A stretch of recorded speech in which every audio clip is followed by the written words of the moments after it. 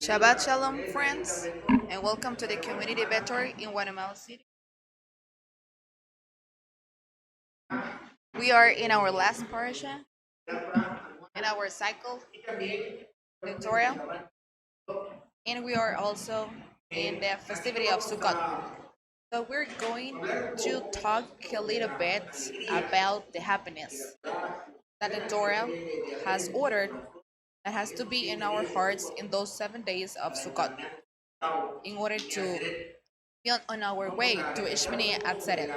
So we're gonna do a recap about the happiness, and we're gonna finish with the bless that in our parasha Moshe is given to our father Joseph. Now, hi, it's just translating into English. When our father Abraham and our father Jacob, he got a son named Asher. Asher means happy, and in the primary root, it means to be straight, and it means to be correct. But there are different meaning that we want to talk about right now, and it says used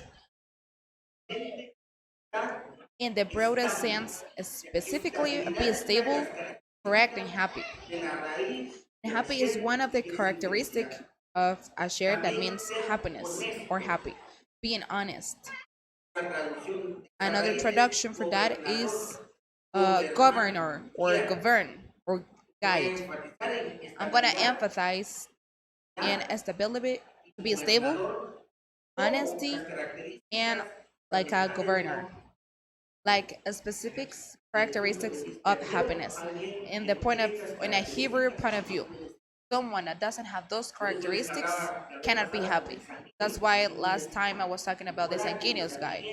It is the friendly guy, and it's always laughing and organizing the parties. And he's the one that make jokes.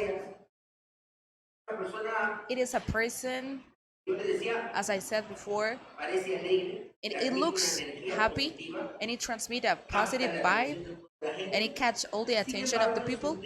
But in the inside, it is empty because the happiness it's always dependent for something that is outside or something that is exert.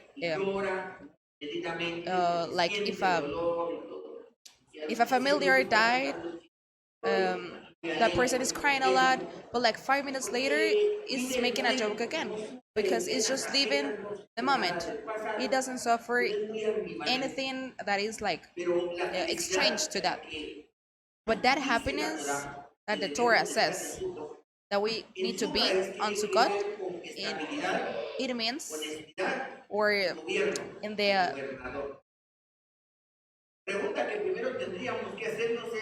well, the question that we need to ask first is like being correct or stable, like for what? In our thought or in our brain, it is always working based on comparison. How am I going to know if that this column it is straight? I need to have something else in order to make that comparison and verify that it is straight.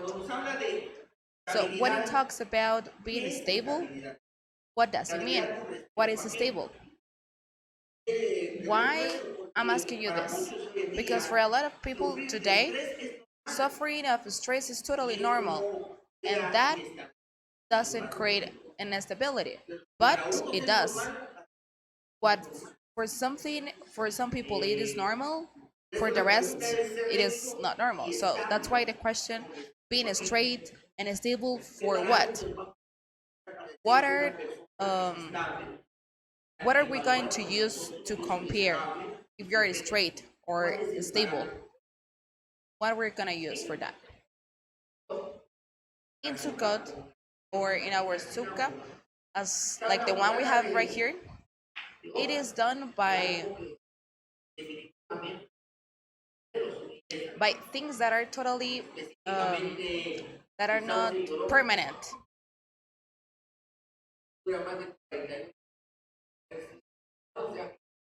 So the material that we used to build this is not permanent, and it tells us that this is something that is not stable, like making sure that it's not gonna fall down. And that is exactly what the festivity is, to make us see, like all this creation is like that way, unstable, temporal, or temporary. Whatever is stability that is provided that provide to me something for this specific world is going to be temporary. If a quantity of money generates for me a stability or emotional stability, that is not right, because the money is gonna be temporary. When something external, in this case this creation that is providing me that stability, that is temporary. That's why the reflections that we need to do in Azuka is to see the ephemeris that is this world. Like in Mizraim, they stopped being that way. That reality changed just in a moment. Aparo was that never occurred to him. It was like 2 or 3 generations that were slaves to him. So who who could imagine that that people were going to rebel to Paro? But the reality of that group of people changed, and inside this garden of Eden, with a Torah that is given to us, or in this case to that group of people, or to a country or to a government, where those are the laws, is also given to them a culture, because a people without having a culture is not a like a country. Like the festivities, the clothes, and it is exactly the Torah that he's given a diet, a festivities, rules of how to dress, or the behaviors, and it becomes to characteristics that are directly for that specific people. It was for they didn't have even a land. They were born in a desert, but in a couple of years later, they had a land. The reality of this world changed quickly, fast. Today we're um, good with our money, but tomorrow I'm in a zero. Everything in this world is unstable. Anything is for forever. And that's why we need to check or verify those 7 days that we are in the sukkah. In Proverbs 31 and 30, the one that you read to your wives every Shabbat, or in order to open, it says, deceptive is grace and fleeting beauty, but the woman who fears Yahweh, that will be praised. And we repeat that. But if we're talking about it, just like man, if this is true, and I believe that is true, why the first thing that I look in a woman is just the physique? And why? Tell me why. The beauty for a woman is the one that is gonna to determine if I want to live with her or not. Why, if we have this text right here, why if we read it, or we hear that it is read every Shabbat, why our behavior is not related with this? I have said this like a lot of times to a um, hum, well, girl that I was gonna to get married, and I told her to write all the characteristics for a man that she wanted to be married, and all the characteristics were totally spirituals, like fears of the Lord, lovely, to and all those kind of characteristics. But when I told her, and if this person that you wanna marry, do you have one of them? And so at the end, we have a list of characteristics.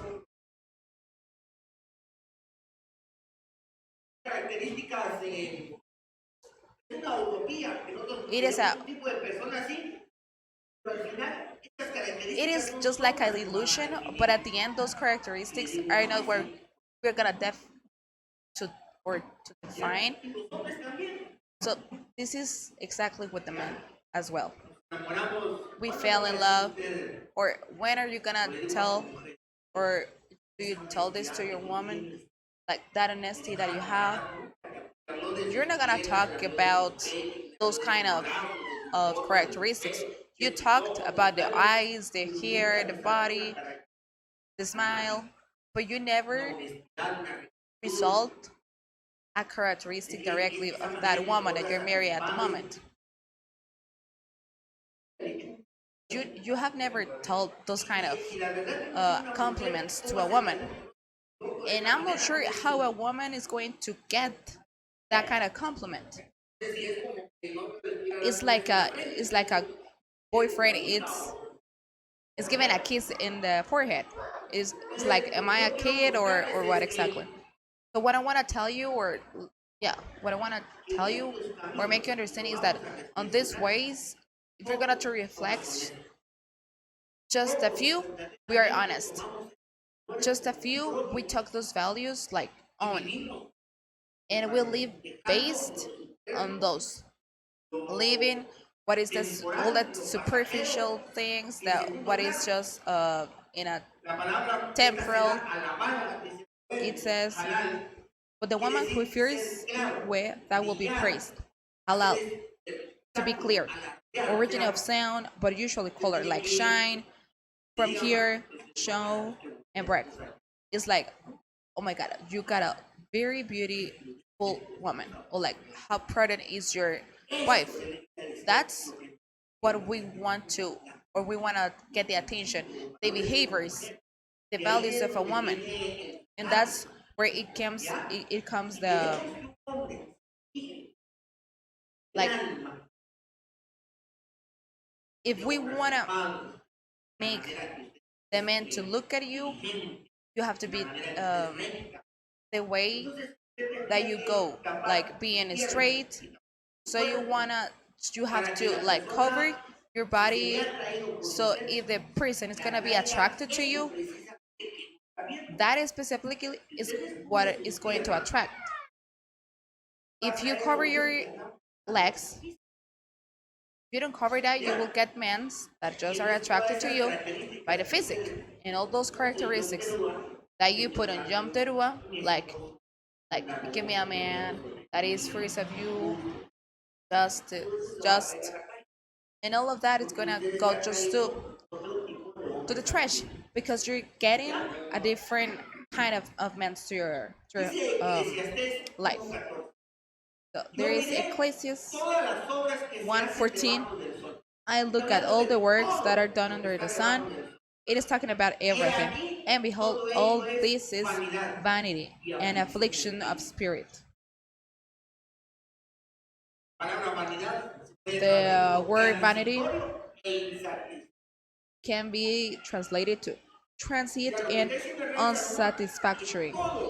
So Shlomo is saying that everything that we could do here in this world is vanity. The question now is the reason of our work, the people that work to get all that is needed. Is the objective the money or the home? What is the reason that make us work? And then is when we start to see where is our heart. If our heart is in this world, in the physic, and it says then that all that is gonna take affliction of spirit, and you want to be, or we won't be able to be happy because our heart and our works will be based on this world that is temporal. Can you imagine? It is like this place that is in the middle of the sea, just floating, just that way. How are you gonna to be stable in that place? When are you gonna be straight? Never, right? You will be just like moving, floating all the time. That, or those are the hearts and souls that are just thinking in this world, like happy, sad, um, filled, and it winds, just like going down, going up, and they are not able to be stable. What we have taught here with my wife, there's money or no money, the unity in the marriage is the base, because like when we don't have nothing, it's the best test. It's also when we have a lot of things, but if we still like unit in marriage, that's it, everything will be fine. And it is, and we're happy because your heart is not in this world. So we are able to achieve that stability that Asher says, like being happy, that we need to get that stability. But if nothing here is stable and satisfactory, the only thing that we could find, like to get this, um, is a spiritual world, and it looks good, it sounds good, but being straight, that can give us that satisfaction in a spiritual world. That's why I always have uh, taught you is the person has emunah, that stability. That's it. There are adults that are complaining about everything, like just slamming doors. They are not mature enough to get all the situations that in our life happen. So when these kind of people are going to get mature enough, the first characteristic is got this connection with the Lord, this emona, emotional and intellectual. We cannot talk about happiness if someone doesn't get that stability. And that stability is given just with that relation with what it is stable. Can you imagine like we're in the sea, just like floating? How long are you gonna get floating? But you may be tired. But with a little stone that you can find there, just one, if you do like this, you can rest with something stable that you got in your life, a little thing, you can rest. And in the spiritual world, we need to achieve that something that is stable. The Lord is immutable. He doesn't change. He is the same before everything exists, while everything exists, and when everything stops existing, He will continue being the same one. Wonderful. Just eternal. Connect with Him is Emona. When I get connected with Him, I get that stability. It transports to me so I can rest. Right? So I can be like moving, but just relax. That's what it talks. What I think. Like with a little think of floating, you can, or it provides you rest. The end of all this speech heard in this book, the end of for the end of all that speech heard in this, basically he's resuming the book. Fear God and keep his commandments, because this is the whole of the man. If we see in the context what it means, or what would mean for a man like fearing the God and keep his commandments, it means to connect with him, with his truth, with his love, with his justice. And it continues saying, this is the whole of man. How you invest in resources, all kind of resources, time, money, clothes, instruction, and the spiritual things, or things that are physics. So we can see that way, where is our heart? How much time do I invest in the spiritual things versus the physical things of this world?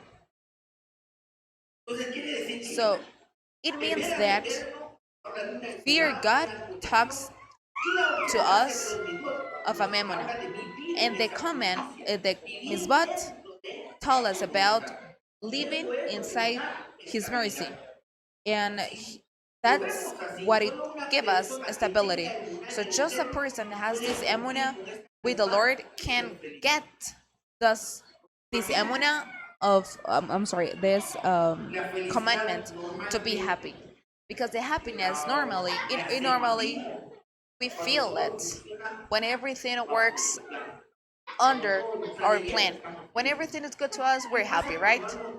But what happened when something doesn't go on the way that I wanted? I got angry or sad.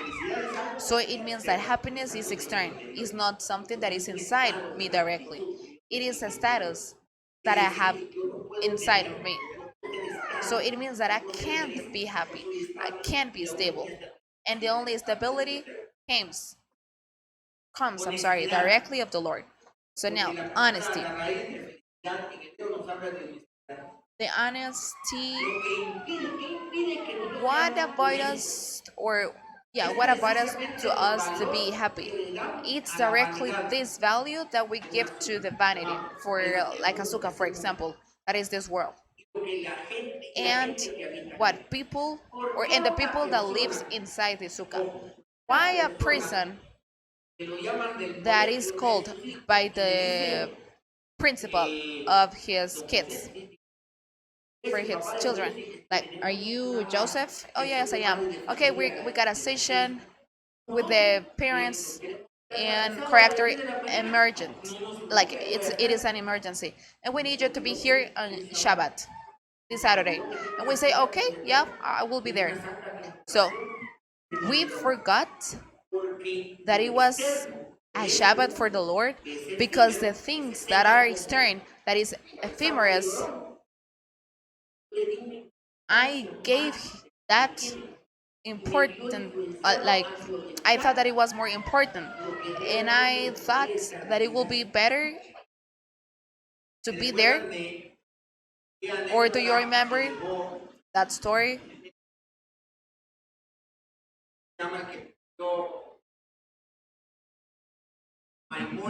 Maimonides. Do you remember this Maimonides? The day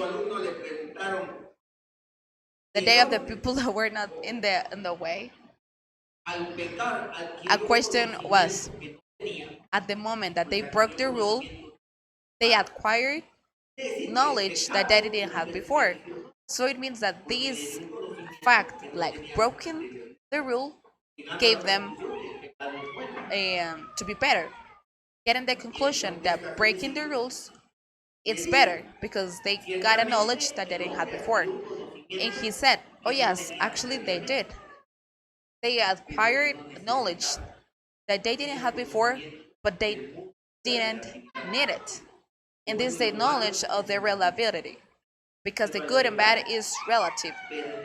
But when we break those rules,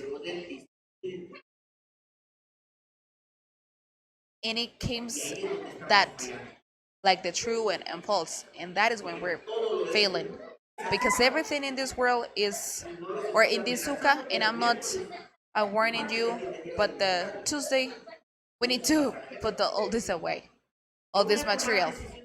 I'm gonna make decision, or I will take decision in my life based on something that is for like for forever or just for a moment.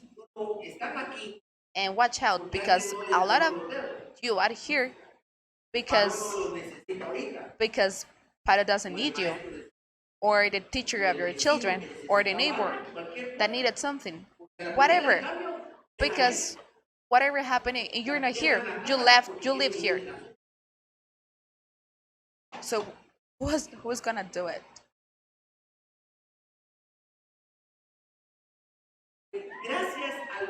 Thanks to this value that we give to the things of this world, people are pressured not to do the way what they know that they should do and do what they shouldn't. And then when we are um, failing, if I say that I'm Israelite that keeps that Shabbat and holidays, oh yeah, but you're, you know what? But it's Saturday, but you're here working. I'm not gonna say that this is a process that I need to go through. That is lack of honesty, and that lack of honesty is what it avoid or make us like rebel to us in order to be happy. It's better to say like I am in my process, and I know this is a bad word because they're in my community. It is prohibited. It's not allowed to say that. I know it is Shabbat.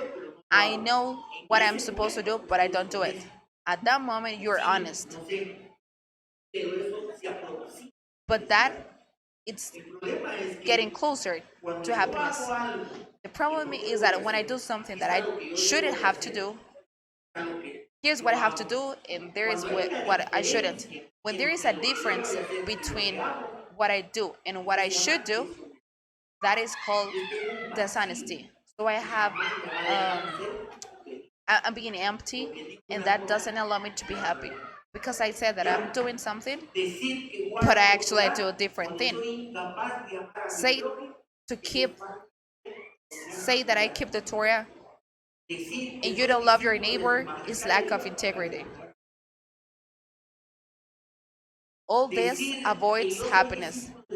Saying that I follow His Majesty Yeshua and I don't follow what He taught, that generates um, an empty things. All of this, of course, avoids happiness. The difference between what I should do and what I do creates a vacuum. Something that hasn't been done generates dissatisfaction, and this prevents happiness of what we're talking about in the Hebrew point of view. As we manage to grasp the eternal through His truth, His immutability stabilizes us, and then before our eyes, the vanity of this world is evident. I'm gonna give you an example. Let's imagine that I'm in a carousel. Basically, it has something like that, like the velocity, or you're in the carousel and you have an appreciation of the item itself.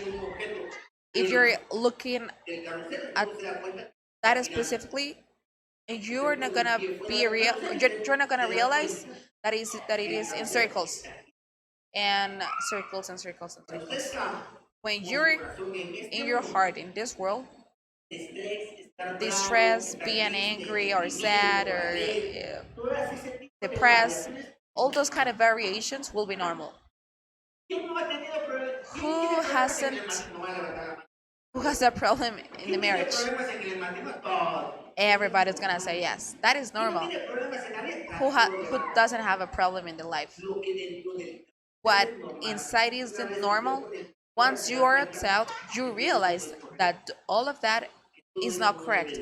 That all of that shouldn't be done. But you need to have your feet outside. And a lot of people hasn't realized about it because for them it is just a process because they have concepts, but they haven't lived them. Like the difference on what I'm supposed to be and what I live, it makes me think that I'm fine and that I'm on my way, and someday I will get it. That's what they call a process. But it shouldn't be like, but a process shouldn't exist actually. Because if not, I shouldn't be able to share what I have lived, and that would be dishonesty. That's why we can't be happy. We see then that His will, the will of the Lord, once we got the feet outside the carousel, is what moves everything. Thus, we achieve peace, seeing His will in everything that happens in this world. Do you remember that tree that says that was born when Jonah was there? And the next day, it was death. And he got angry. And the Lord says, "Why are you angry? You you took care of that at all? All right. So why are you gonna be angry?" So if we have our heart in something or in a necessity of this world, but when we got emuna, when we have emuna, everything will be temporal for us. Everything will be temporal for us. The one that we got 50 years, the worry is for some people, they will realize that it was nothing. There is like an earthquake and everybody will be scared. But after that, we start making laughing like, oh, you were so scared, your face or things like that, right? So what the thing that worries today, tomorrow we'll be laughing for that cause. It is one thing to be in the carousel, and another one is to see it from the outside. And that's why that being like insisting on talking the honesty, but that is gonna be told just by someone that took the feet already outside of this carousel. The rest will be just like thinking like this is a process, or we're just moving, but they are continue in the carousel itself. That will also lead us to freedom. When I talk of freedom, I'm not talking about a freedom of acting. I'm talking about like being free of the attitudes that generates this world or that world that is empty. Like being jealous or all those kind of horrible things that people has in this world they suffered about. Imagine this, or how can I give you like an example? What happened? And when they realize that I am celebrating my birthday and they were not invited, are they going to feel jealous? It means, or they're gonna start asking, does he love me? And they will start thinking if I still love them or not. That is their problem because me, in my freedom, I celebrate my birthday with the one I wanna be. I don't care. I want to have a meeting with this person and that. And if the other one starts asking of our friendship or our love because I didn't celebrate him, because I didn't invite him to this, that is gonna be their problems. But when we're free and we act without being influenced of those horrible things that this world generates, like being jealous, that's horrible. When you're free of this, you will act with freedom naturally. If I said, nope, I'm not gonna celebrate my birthday today, it's all right. It's okay. You want to be sleeping all day? Just relax. You want to sleep all the day? So that's it.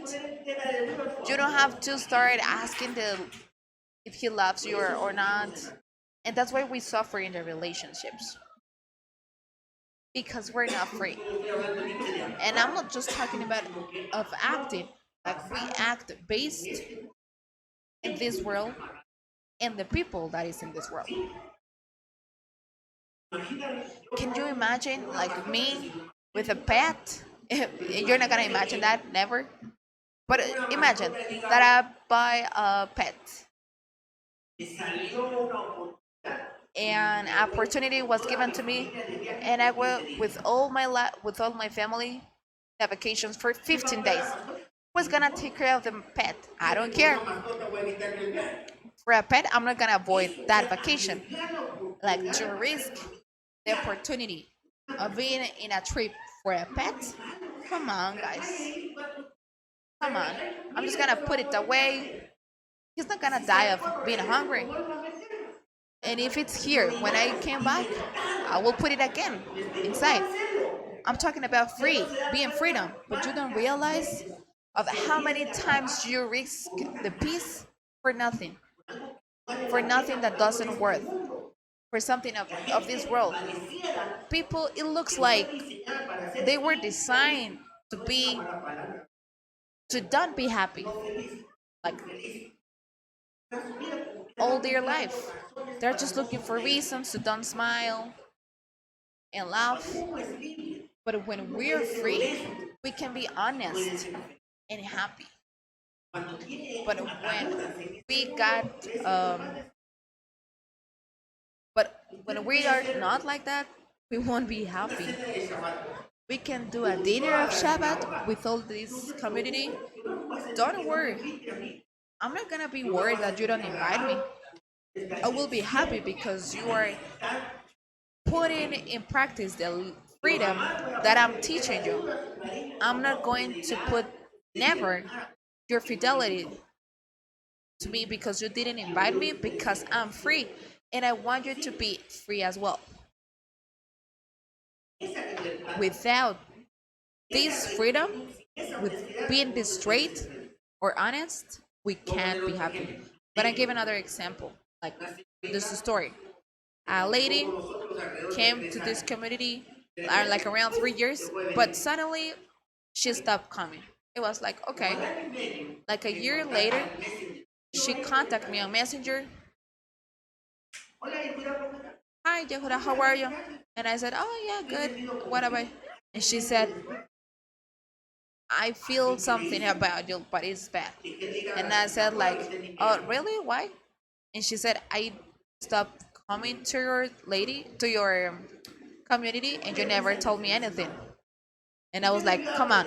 After 3 years being in the community, you should have learned a little bit. Like I promote the freedom and the volunteer of every individual. So you, after 3 years of coming with us, you decided leaving the community without telling me anything or saying anything that I should have done for you. You know what? I respect that. But I'm not gonna tell you I'm not gonna follow you like a dog. And don't worry, I don't have nothing in my heart. You got your reasons? It's okay, and I'm happy for you. The first one that respects your decision is gonna be me. And I'm not gonna say why are you leaving? Because I'm free. I am totally free. And that's why I can be happy. If I'm not happy, how am I going to supposed to make happy my wife or teaching my kids to be happy? We're talking then about an illusion. That's what I said to her. And you know what? It's okay. But she was sad for me. Relax. If you don't want to come, it's okay. Don't worry. I'm not gonna cry like why she left. Like a lot of time I'm stopped suffering about it. We need to achieve this freedom because when we're free, our act is not based on the things that are superficial, just in the tree of the Lord, the love in the justice. That's what we need to go the other word to govern. When I have the control of my emotions, when I'm good, whatever thing that Sarahara wants to say, like just stay quiet. I get the control because the impulse or like that push or the thoughts come. I decide, like put them off. Do you remember the receipt that I gave you, like for sun, like think, identify, and qualify? Like, and after that, I will check if that is good for the Lord or not. If I don't have this ability to think, to decide or identify, unless like controlled, I'm not gonna be the government of my life, and it will be so sad being responsible of all the things that I said with my mouth and all the facts that I do. That will be the worst thing that a man could happen. Could you imagine that? Because like if a person it is given a car that doesn't have a license or doesn't have the knowledge to drive a car, but every accident or whatever thing that could happen, it will be just responsibility and yes at the other man and starts like attempting to drive the car, and that's what happened to a lot of people right here. Is responsible for everything you do at the end, but you cannot you cannot control the velocities or the gears, like or you want to cross the street, like how these people live just apologizing like 5 minutes and after that apologizing again for all the things that they do without being responsible. What should do if we're talking like, hey, how are you? Suddenly a man comes in a car that we know that they don't drive. We run away, right? Why we don't do with a person that cannot control themselves? Why do we keep relations with people that hurt us? And they they wake up in us like to hurt them again, like, and it becomes just like a like a game, and all of this has to make us like to reflect or to think in that moment. In this moment cannot come until our question like who am I cannot be answered, and thus each one finds his place with respect to the Lord. You can be married like 3 or 4 times if you want. You can start like 4 or 3 companies or all the titles that you want, like the Shlomo King. Maybe you want to go to that level, like getting 1,000 wives and all those food, the golden and silver. But at the end, you read and it says, and you will add, I agree with what he said. Vanity. Do we need to get all those levels? So the happiness of a man will not come until we answer that question, who am I and what am I doing here in this world? I'm not gonna be able to be stable, honest with myself, and I won't be able to be like to govern my life. The people doesn't have these characteristics cannot be happy.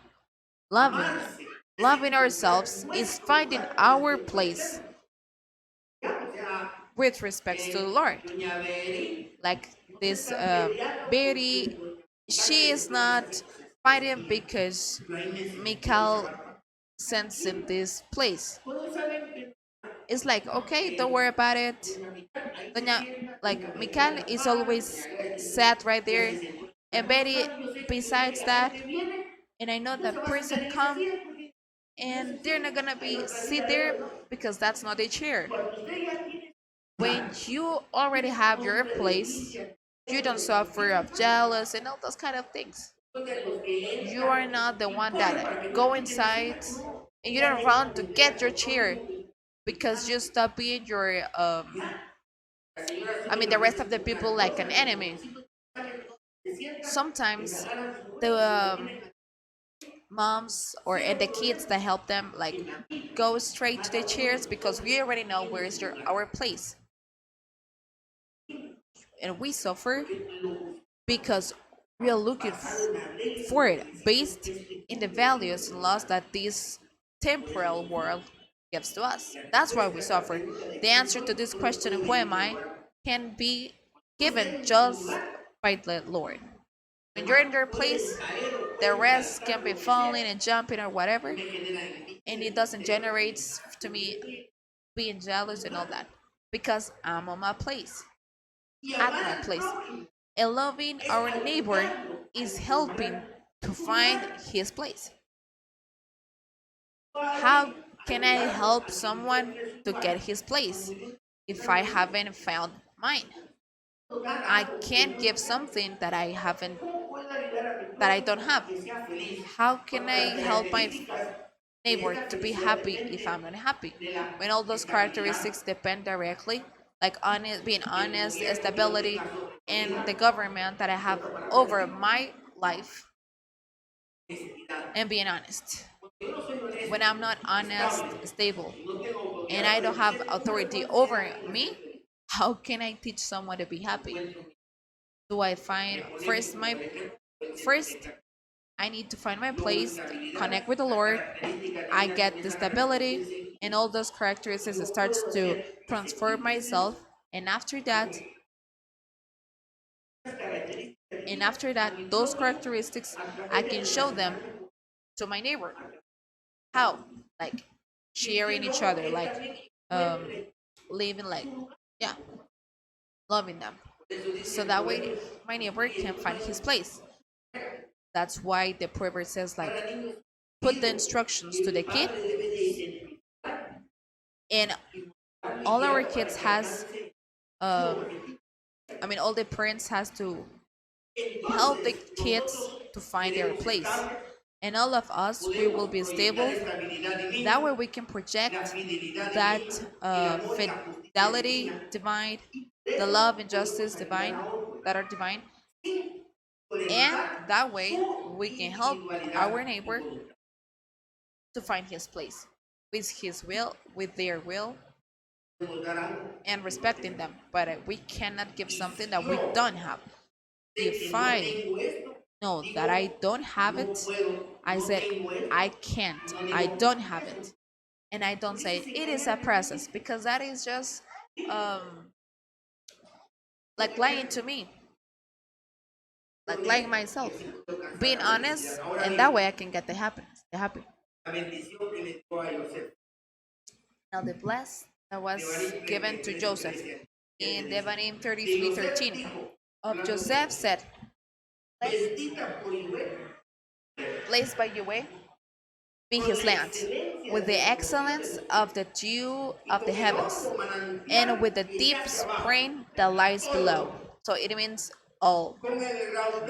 With the flow of the fruits of the sun, and with the flow of the germination of the moons, with the tops of the ancient mountains, with the abundance of the eternal hills, and with the flow of the earth and its fullness.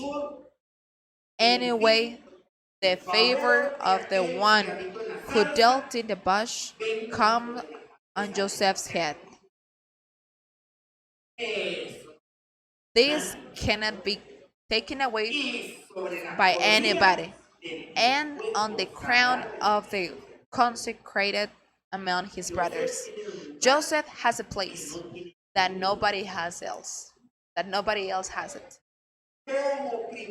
As the firstborn of ox be his glory, two buffalo horns be his horns, and accord with them to the nations, because the dispersion is the habited, all to one to the end of the earth.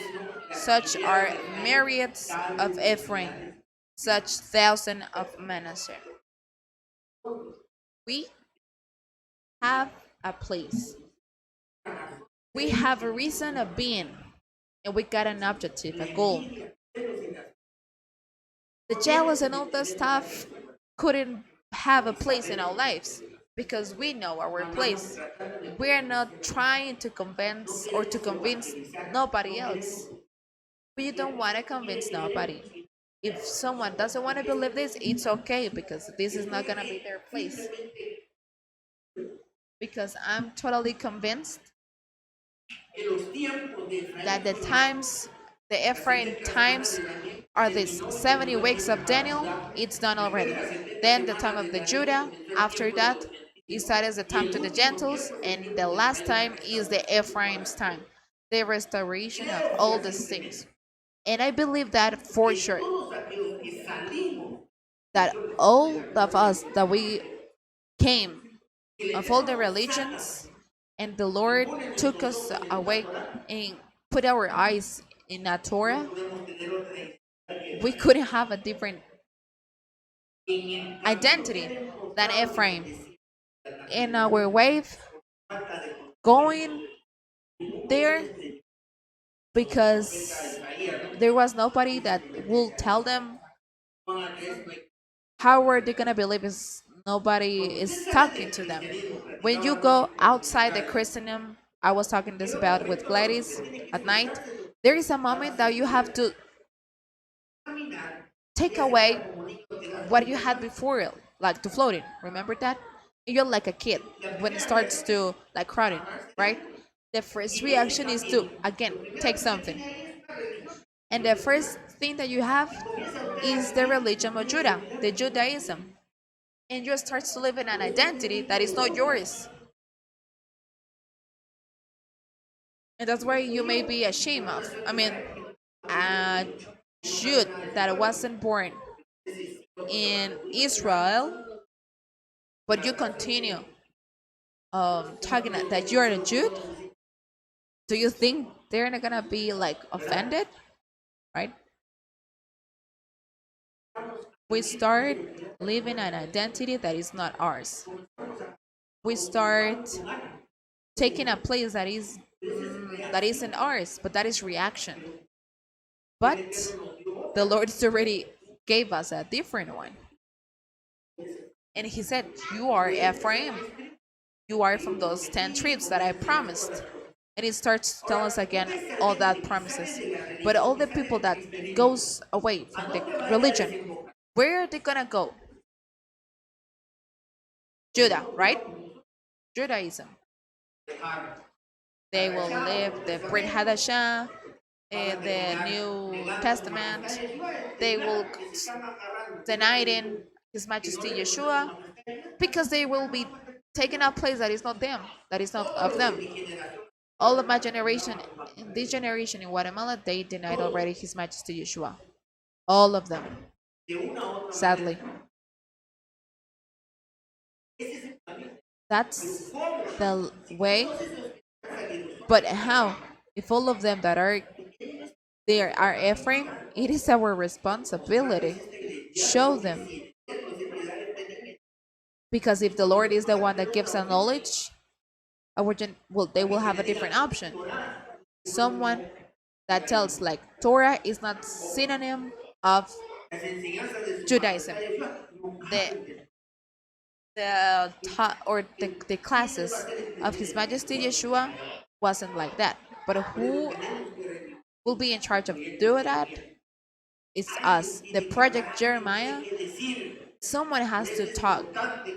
That is important. That since I have understood that, I'm with my kippa everywhere because it's like, are you Jude? Like, no, I'm not. Yeah, I look like them, but actually, yes, because we are brothers. And they start like, but do you believe in Jesus? It's like, no, how? I don't believe in Jesus. So if they start asking something that I have to share, maybe this is basically the strategy that I use. With this, um, with the tzitzit, because this may catch the attention of someone that could be here.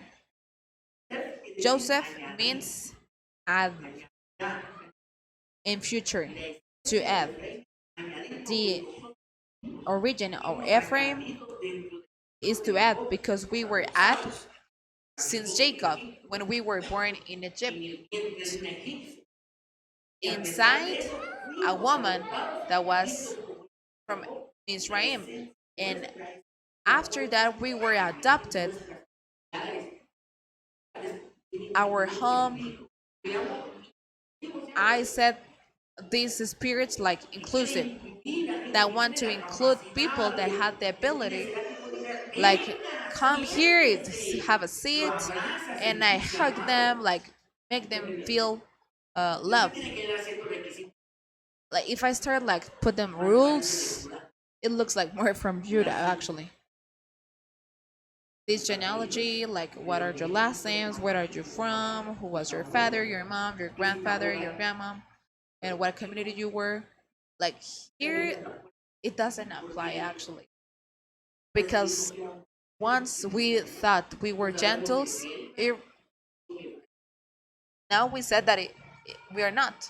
It might be that someone that may enter here, it is with a custom of Ephraim. So we are in our dispersion by our mistakes that we did. So we should be ashamed. That's why we are humble. That's why we comprehend the people that think as we used to think before. And now we have the ability to include them. Their responsibility is ours. And the happiness is found just for us, like a community, when we adopt this identity. Because we were taught, like the Mexican said, when we got that, we don't practice Judaism, but we got converted to the God of Israel through His Majesty Yeshua. And in this festivity of Sukkot and Yom Yeshua, it is time to think if we really are playing our role in this final redemption. Like the Lord my like want continue coming people to this Ephraim house